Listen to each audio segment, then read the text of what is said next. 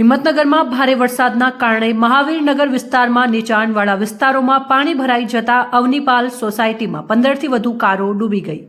પાણી નિકાલની વ્યવસ્થા ન હોવાને કારણે કારો ડૂબી જતા ત્યાંની સ્થાનિક લોકોમાં ભયનો રોષ જોવા મળ્યો હતો। આજુબાજુની સોસાયટીઓમાં પણ પાણી ભરાઈ ગયું હતું। છાપરિયા આવાસ યોજનામાં પણ કમર સુધી પાણી ભરાઈ જતા તમામ સ્થાનિક લોકો રોષે ભરાયા હતા। રિપોર્ટર ઇલિયાસ મંસૂરી સાથે સોએબ સૈયદ, સાબરકાંઠા।